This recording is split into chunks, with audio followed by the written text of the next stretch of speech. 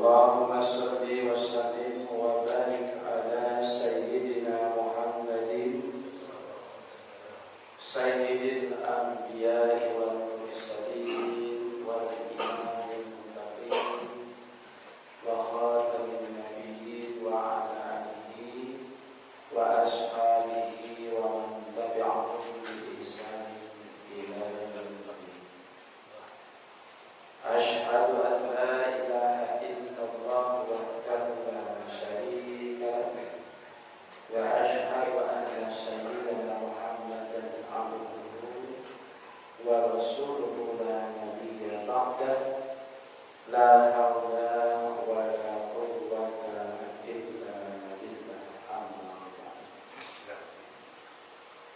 رب اشرح لي صدري ويسر لي أمري واحلل عقدة من لساني يفقهوا قولي يا فتاح يا عليم افتح لنا فتوحا وعافية. قالوا سبحانك لا علم لنا إلا ما علمتنا إنك أنت العليم الحكيم. فقد قال الله تعالى في كتابه الكريم وهو أصدق القائلين أعوذ بالله من الشيطان الرجيم بسم الله الرحمن الرحيم يرفع الله الذين آمنوا منكم والذين أوتوا العلم درجات. وقال النبي صلى الله عليه وسلم من يريد الله به خيرا يفقهه في الدين. صدق الله العظيم وصدق رسوله النبي الحبيب الكريم ونحن على ذلك من الشاهدين والشاكرين والحمد لله رب العالمين. Hadratul Mukarramun, para alim ulama, para ustaz, para hujjaj, para sesepuh, bini sepuh, tokoh masyarakat yang berguna musyawarah amanah yang saya muliakan, yang saya hormati Bapak Ketua DKM Musyawarah Amanah, yaitu Bapak Ustaz Haji beserta jajaran kepengurusannya, yang saya hormati para bapak, para jemaah yang insya Allah dimuliakan Allah Subhanahu wa Ta'ala. Puja dan puji syukur marilah senantiasa kita panjatkan kehadirat Allah Subhanahu wa Ta'ala, yang mana alhamdulillah setiap malam Kamis kita berkumpul bersama di mushola Al-Amanah dalam rangka kalimatilah meninggikan agama Allah Subhanahu wa Ta'ala melalui nasrul ilmi, melalui thalabul ilmi. Ini merupakan hidayah bagi para jemaah, ini merupakan taufik dari Allah Subhanahu wa Ta'ala, ini merupakan rahmat dari Allah Subhanahu wa Ta'ala kepada kita, sehingga kita merasa betah, merasa nikmat ya, duduk bersimpuh di majelis yang mulia ini, yaitu mushola Al-Amanah dalam rangka thalabul ilmi. Luar biasa para hadirin para jemaah. Allah akan mengangkat derajat orang-orang yang beriman dan derajatnya orang-orang yang diberikan ilmu pengetahuan tentang agama oleh Allah Subhanahu wa Ta'ala. Jadi diangkat derajatnya. Nah, karena dengan itu ya, yang awalnya kita tidak tahu menjadi tahu, yang awalnya mungkin belum paham menjadi paham ya. Sehingga apa?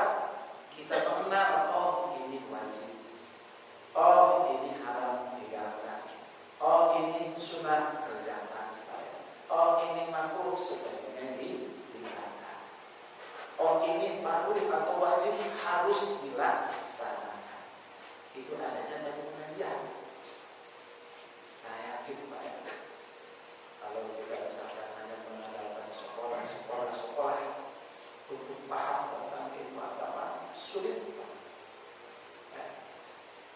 dengan wasilah kita mengikuti taklim, wasilah kita mengikuti pengajian, insya Allah mudah-mudahan kita semua oleh Allah Subhanahu wa Ta'ala diberikan pemahaman tentang ilmu agama.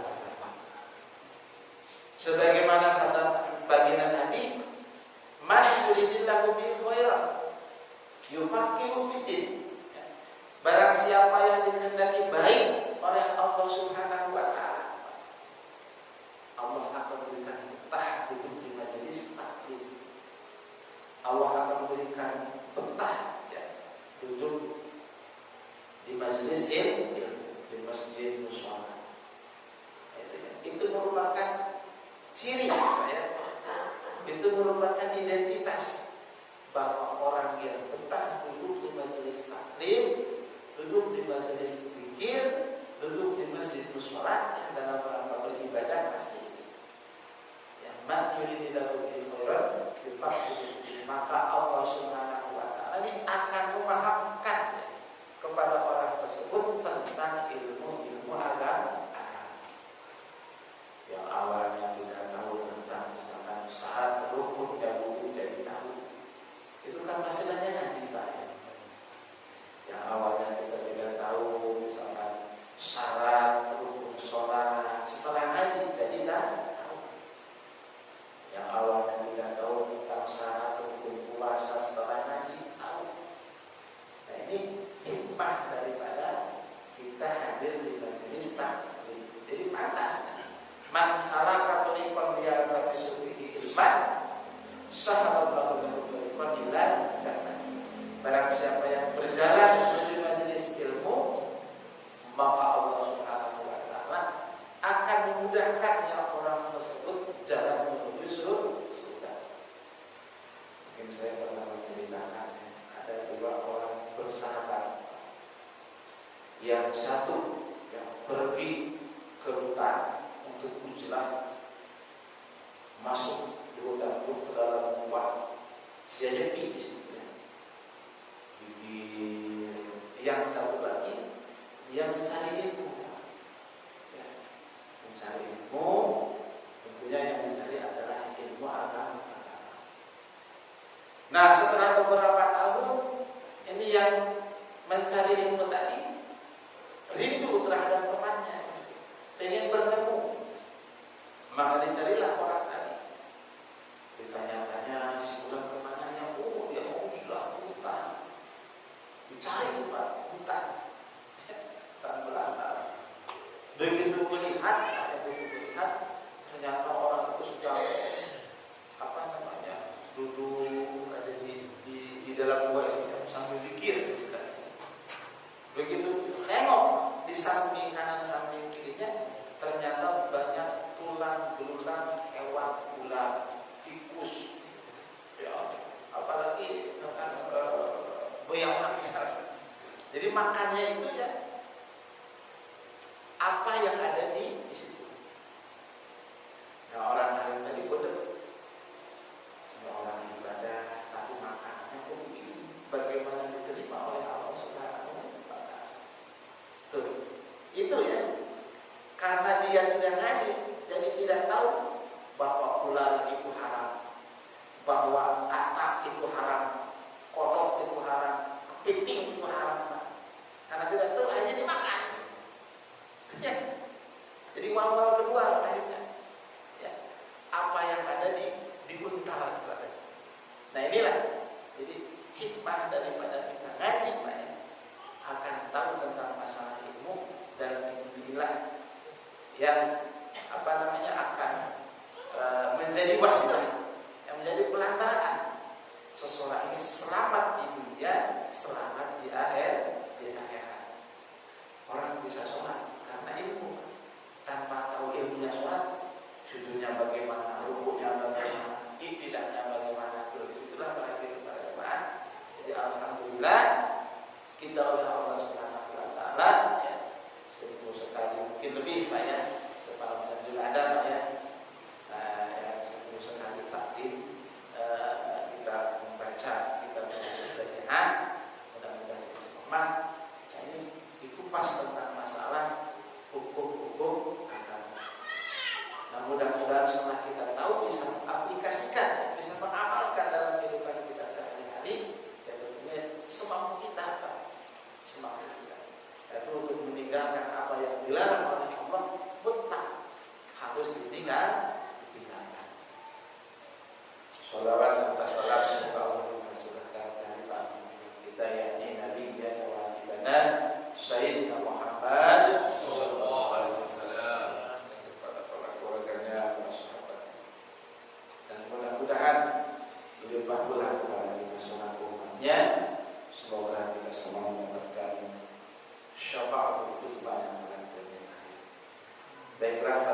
para jamaah sebelum kita melanjutkan kajian kita bacakan surat Al-Fatihah. Terlebih dahulu kita khususkan kepada mahir hadar kita, juga kita bacakan surat Al-Fatihah kepada saudara-saudara kita, keluarga kita, tetangga kita. Mudah-mudahan semuanya diberikan istiqomah dalam iman dan Islam dan beribadah kepada Allah Subhanahu wa Ta'ala, diberikan panjang umur, diberikan kesehatan, diberikan rezeki yang barokah ala hadhihi niyyah wala shollallahu alaihi wasallam wa ala alihi wa sahbihi wa azwajihi wa dzurriyyatihi khususan alim kita Muhammad hasbullah wa sallallahu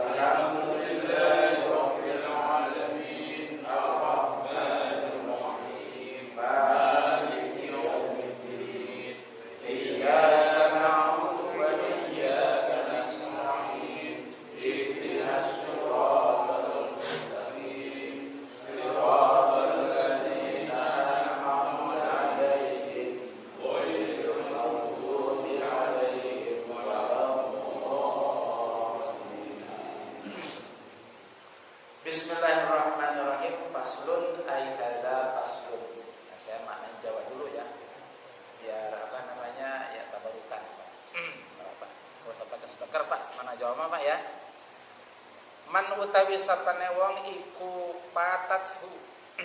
Ngepetaken hu iman apa siyamun puasa min Ramadana saking bulan Ramadan.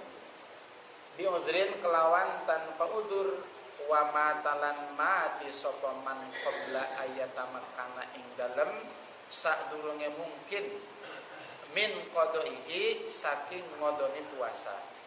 Qabla ayatamakana kurang payah bukan? Qabla ayatamakana ing dalem sadurunge mungkin atau kongang sapa man min qadaihi saking ngodoni bulan saking ngodoni puasa Ramadan.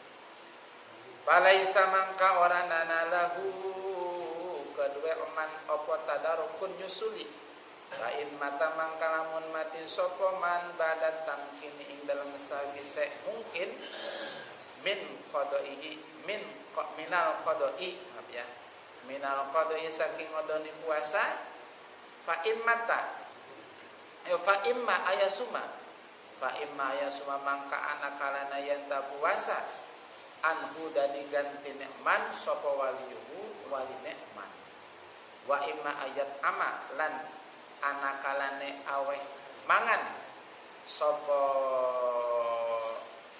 waliyuhu anhu dadi gantine puasa nekman mudun utawi samud mudan ing samud jadi apa ya likulli yaumin kedua saban-saban sadina mudan ing samud likulli yaumin kedua saban-saban sadina. Ngerti enggak Pak? Enggak apa-apa ya. Udah tahu katanya dulu saya belajarnya begitu Pak. Limanya siapa boleh. Makanya kalau saya kata speaker, aduh siapa itu sebenarnya. Jadi gini Pak ya. Man patathu siyamu min Ramadan bi'udhrin wa mata qabla ayatamakana min qadaihi balaisa lahu tadarukun. Jadi contoh gambarnya seperti ini Pak. Si bulan misalkan ya si bulan itu awal puasa sehat tanggal 1 sampai tanggal 10 rajin tarawih Pak ya. Sampai tanggal 15 masih tarawih puasa tanggal 16 mulai sakit berasa hanya badan lihat akhirnya diperiksa berobat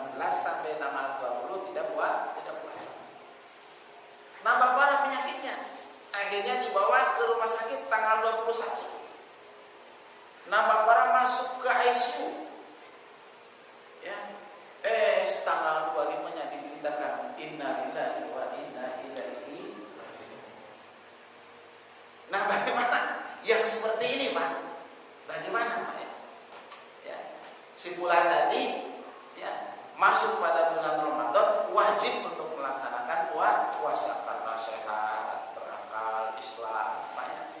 Tanggal 16 diuji oleh Allah Subhanahu wa taala berupa sakit, akhirnya tidak puasa.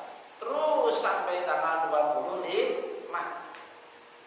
Nah, yang begitu mah Pak, tidak wajib membeli. Tidak wajib Pak ya. Tidak wajib memfollow. Maksudnya gini, ahli waris itu Pak ya, tidak wajib untuk memfollow. Nah, bagaimana kalau ada kasus seperti ini? Itu bahasanya waman patatku siamul Ramadan, barang siapa yang tidak bisa melaksanakan puasa pada bulan Ramadan biudrin kelawan udur, karena ada udur Pak. Wamata kemudian mati qabla ayata makana sebelum mungkin min qadhi dari mengkodok. Tadi sakit Pak ya. Tanggal 1 sampai tanggal 15 sehat. Tanggal 16 sakit. Dibawa ke dokter, ini harus minum obat, jangan puasa. Nurut. Sampai tanggal 20 itu tidak sembuh sakitnya, malah nambah parah. Dibawalah ke rumah sakit. Di rumah sakit tambah parah, masuk ke ruang ICU, otomatis kan tidak puasa Pak ya. Nah, begitu sampai tanggal 25 Ramadan diberitakan sebulan tadi telah tiada. Innalillahi kencang lainnya ya. Nah, yang seperti itu Pak ya. Jadi kan dia tidak sempat untuk mengkodok Pak. Karena kodok Ramadan harus di luar Ramadan. Tuh, yang begitu bagaimana?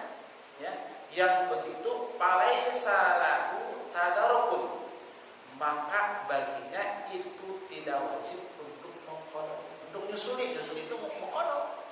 Jadi tidak wajib. Ya, yang begitu Pak ya. Nah sekarang fa'in mata ba'da tamkini minal qada. Misalkan sebulan tanggal 1 sampai tanggal 15 sehat. Tanggal 16 sakit. Dibawalah ke dokter. Ya. Yang karena sakitnya misalkan sudah apa-apa. Dibawa ke dokter, kata dokter, ini memang harus minum obat. Karena obatnya yang terkena rapuh, maka minumnya harus 3 kali sehari, ya, yaitu pagi, siang, sore. Udahlah kalau begitu dulu ya. Minum tanggal 16, tanggal 20 sehat. Berarti kan tidak puasa berapa hari Pak? 5 hari ya. Tanggal 20 saja puasa lagi, puasa terus sampai Idul Fitri tamat. Ya, itu si bulan Pak ya, karena sibuk kerja, ia tidak sempat mengkodok. Bulan Syawal tidak mengkodok pokoknya. Ya. Sampai apa namanya? Habis Syawal berapa Pak? Syawal, Dzulqa'dah ya. Nah, di bulan Dzulqa'dah, dilalahnya sakitnya kambuh lagi. Tanggal 1 bulan Dzulqa'dah sakit. Akhirnya dibawa ke rumah sakit, harus dirawat. Nah setelah dirawat dapat 5 hari meninggal. Si bulan tadi belum mengkodok puasa bulan Ramadan ya, tahun ini belum sempat mengkodok. Ya kan? Entah karena apa ya. Nah bagaimana yang begitu Pak? Nih kalau yang begitu Pak imma ayasuma ya saumu Pak imma ayasuma anhu waliyuhu, maka boleh Pak, maka boleh walinya ini mengkodok puasa tadi. Misalkan ini contoh, si bulan tadi ini punya anak, tahu tuh ya anaknya bapaknya itu belum mengkodok puasa atau wasiat. Bapak kayaknya puasa kemarin batal 5 hari belum puasa. Ngomong gitu doang. Bapaknya itu wasiat seperti itu. Nah berarti kan anaknya tahu, ahli warisnya atau walinya tahu Pak ya. Nah maka itu boleh Pak.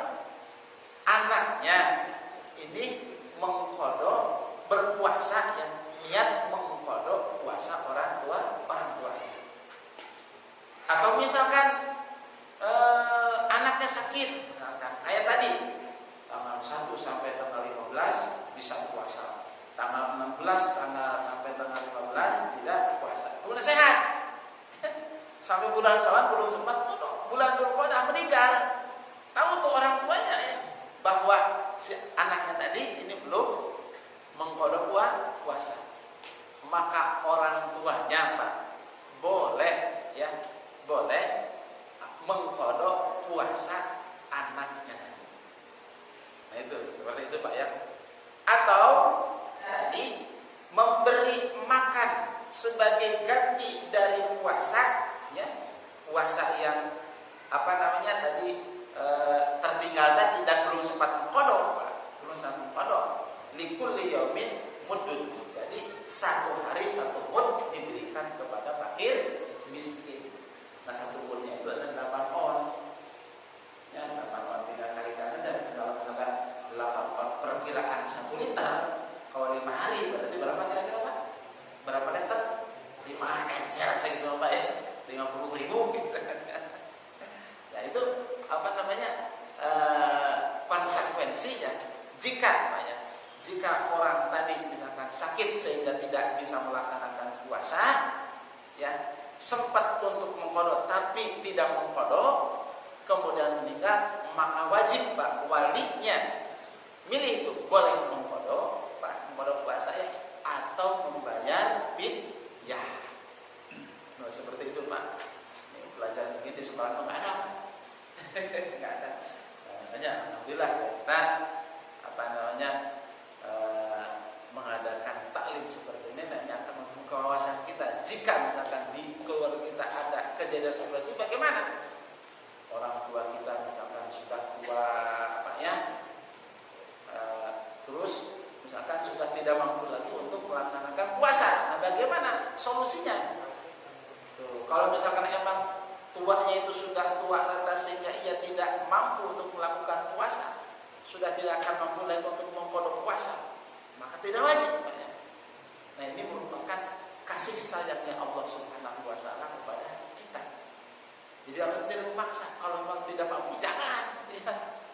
Nah, sama misalkan kita beribadah Pak ya, misalkan naik haji ya, itu wajib juga tuh bagi yang mampu. Jangan sampai misalkan ini ya, pengen naik haji ada surat rumah gadiin aja ke Pak, jangan Pak. Kalau begitu Pak jangan. Pengen umroh gadiin aja misalkan apa namanya surat rumahnya ke bank, jangan. Kalau emang misalkan belum, jangan. Allah tidak memaksa.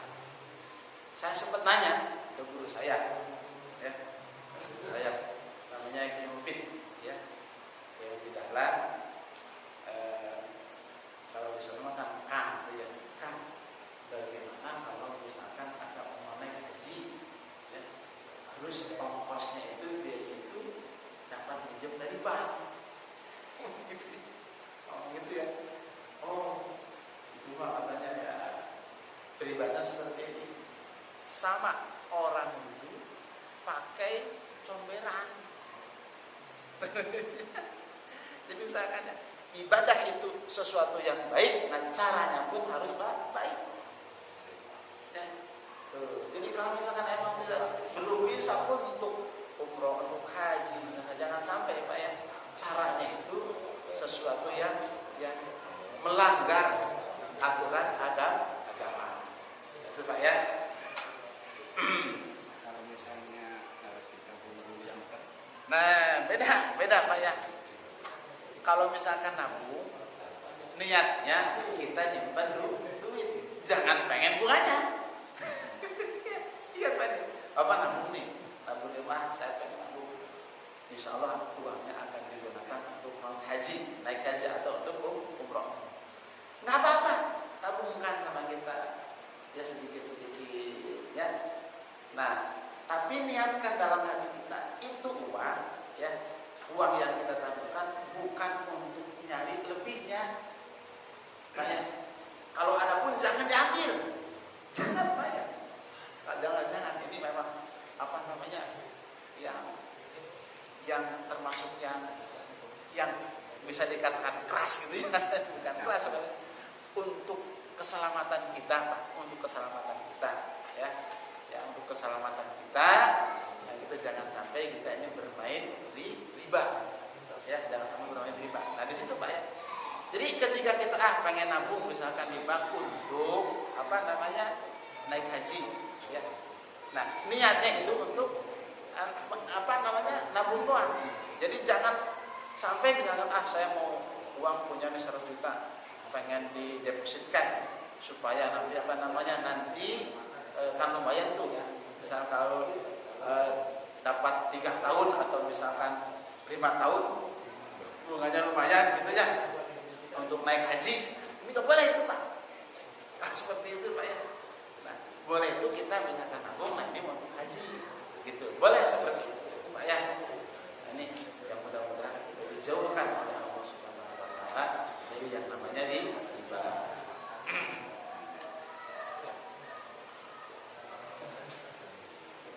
Wa man lazimahu qada'u syai'in min Ramadan wallahu a'lam bishawab.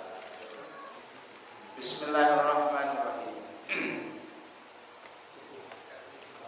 Wa qala sallallahu alaihi wasallam irtafa'at masajidu syaqiyatan min ahliha alladziina yatakallamuna fiha bi kalamid dunya fatastaqbilahal malaikah fatakul irji'i faqad ba'athna bihilakihim.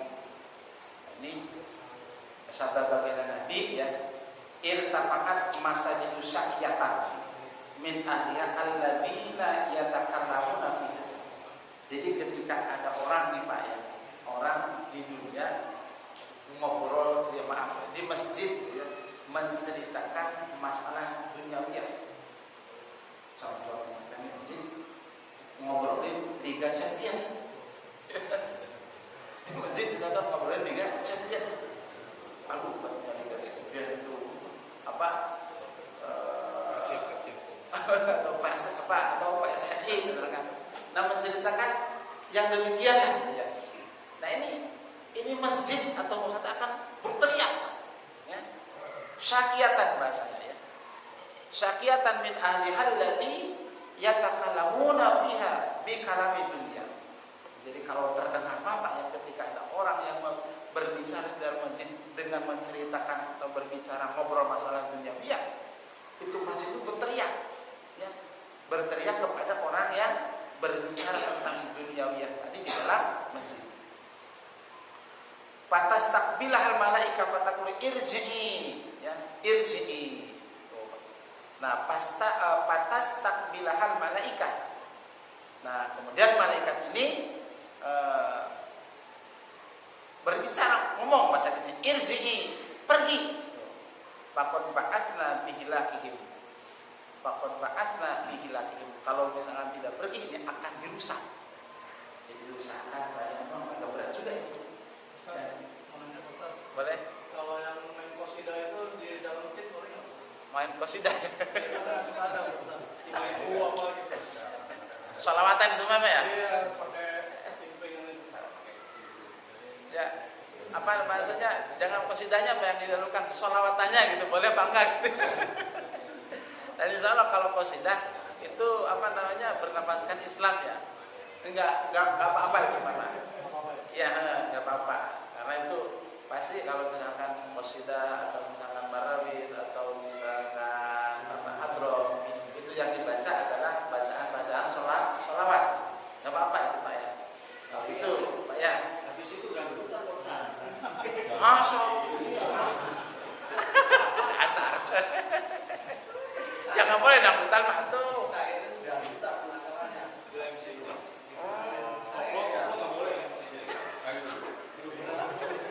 Nah ini kalau nggak boleh kalau misalkan sampai itu Pak.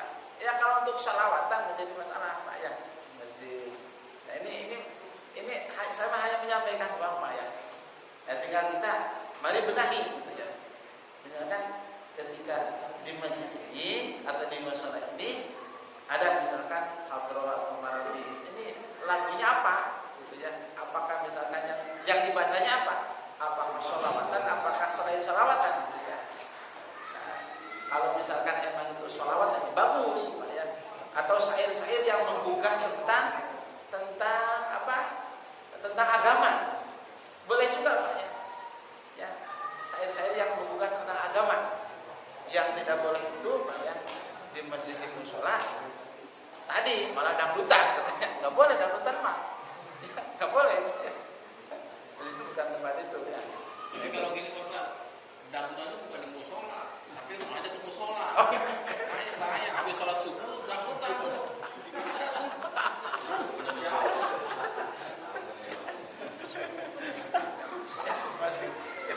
pasti nggak tahu kalau gitu.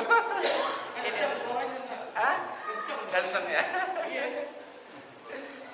Jadi itu mah, Tapi kan tidak di masjidnya, barangkali di serambinya kan. iya, di serambinya ya, sama juga masjid. Oh gitu. Iya, teras sama. Sama. Sampai kalau di Serambi juga ya. Ya, misalkan begini, ada orang misalkan apa namanya, itu kan masih bawa masjidnya Pak ya. Ini ruang utama masjid, misalkan itu serambi masjid. Tak bisa ada masjidnya kan. Kalau misalkan kita etikaf itu boleh nggak? Ya boleh. Yang tidak boleh itu di luar masjid. Itu kan tidak termasuk apa namanya etikaf. Jadi kalau misalkan kita di sholat, masjid udah penuh misalkan ya, misalkan begitu terdapat di luar, ya tidak sah kita sholat sunnah tahiyatul masjid jika posisi kita itu di luar masjid. Ya pasti akan ada batasnya Pak. Misalkan ini jemaah penuh di sini, sholatnya di sono, ya Di luar. di luar misalkan. Kipas biasanya. Nah ini sholat sunnah tahiyatul masjid tidak bisa. Nih, tapi kalau berjamaahnya selagi apa namanya si jamaah tadi bisa melihat terhadap gerakan imam atau gerakan orang yang melihat gerakan imam, ini sah dan itu jemaahnya. Tapi untuk sholat sunnah tahiyatul masjid di luar ya nggak bisa. Kalau bikin jamaah sendiri kan gimana? Hah? Bikin jamaah sendiri di luar gitu masih kembar. Di dalamnya masih ada nggak sholat jamaahnya? Ya, jangan. Ya, kalau misalkan di dalam masih ada sholat berjamaah, gabung. Jangan.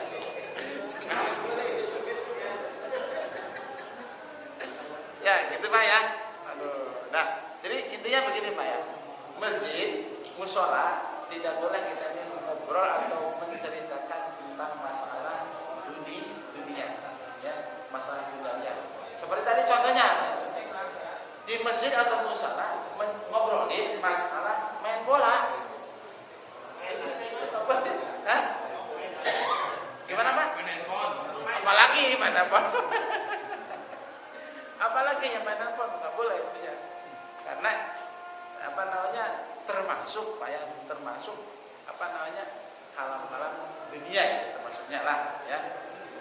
Jadi di sini bahkan di sini sampai kalau terdengar teriak Pak di sini tuh ya, syakiatan, jerit ya.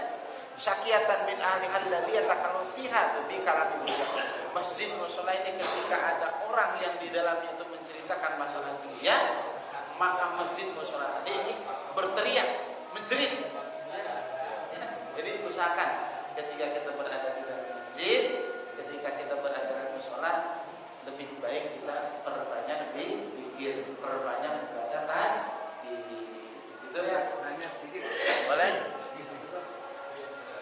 Gimana kalau musola atau masjid itu untuk berbicara masalah tentang kemaslahatan ekonomi masyarakat sekitarnya, itu seperti apa? Karena kan ada juga masjid atau musola dia punya badan usaha ekonomi untuk masyarakatnya, itu seperti apa? Kalau untuk kemajuan umat, ya, berarti umat itu kan bagian dari agama. Boleh-boleh saja, ya, boleh-boleh saja kalau untuk kemajuan agama, ya. Makanya kalau misalkan rapat di musola, misalkan ya di masjid, ya, tentang misalkan akan berencana membuat lapangan bola, nah ini nggak boleh.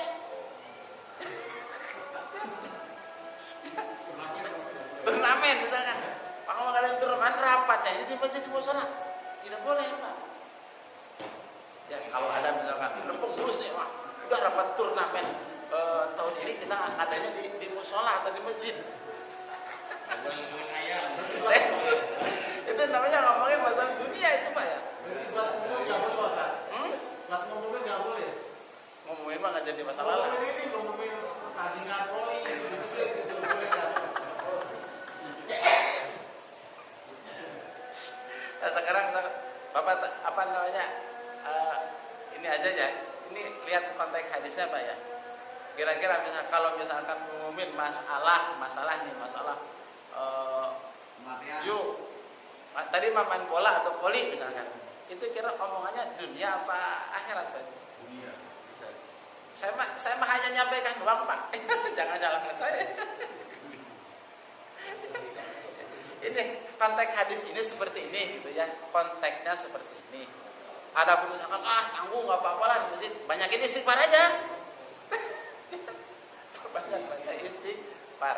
Karena itu memang kalau misalkan melihat dari sisi situ Pak ya, itu sudah sudah katakanlah menabrak hadis ini ya, bahwa di masjid itu tidak boleh untuk menceritakan masalah-masalah dunia ya.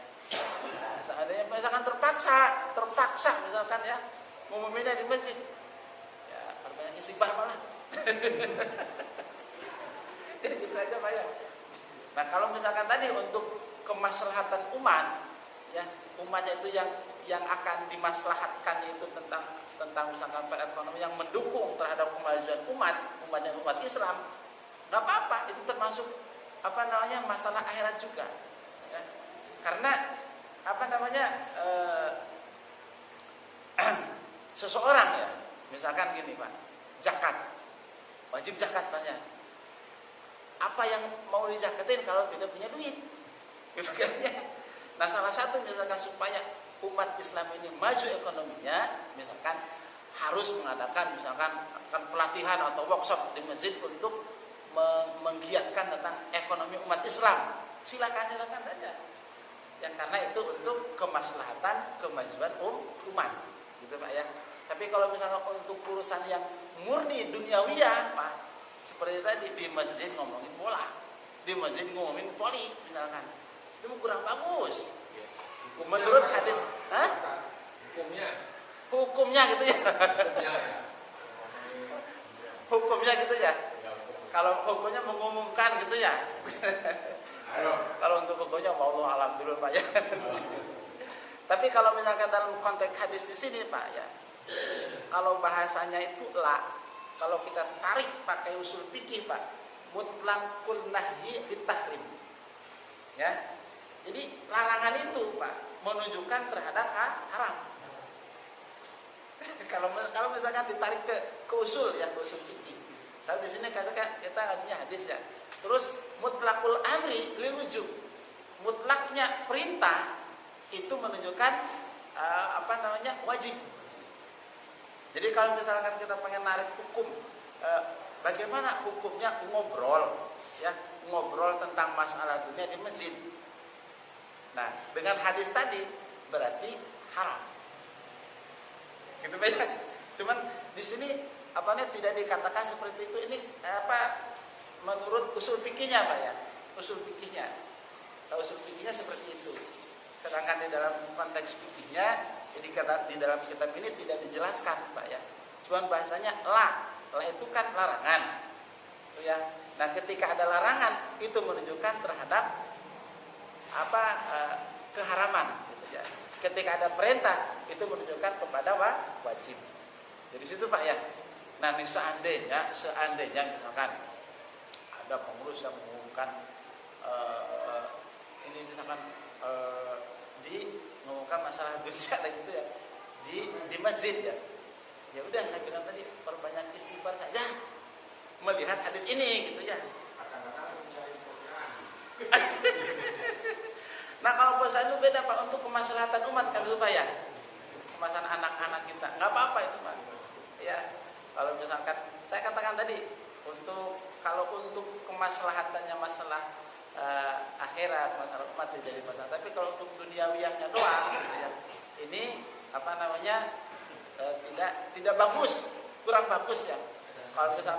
Kalau saya misalkan ngomong haram, aduh bisa dipentung saya. Tapi dengan dasar hadis ini gitu ya tinggal kita yang sudah tahu milih-milih aja. Bakari ngomongin, nggak mau lah, gitu. Tinggal nolak aja gitu. Ya, jadi gitu Pak ya. Jadi kita berusaha ya, ketika kita berbicara dalam sini ya berbicara yang untuk kemanfaatan umat, yang untuk kemanfaatan akhirat kita. Ya, kalau misalkan masalah-masalah dunia ya seperti tadi Pak, di masjid di musola ngobrol masalah bola misalkan atau masalah poli, ya itu kurang bagus Pak. Kalau posyandu untuk kemaslahatan anak-anak kita ya nggak jadi masalah, karena ada di situ ada maslahat gitu ya. Tapi kalau misalkan yang murni duniawiya, apalagi di masjid musola ngomongin yang tidak misalkan kayak misalkan ngobrolin orang, menghibah, dosa pokoknya. Para hadirin para jamaah, demikian dapat saya sampaikan.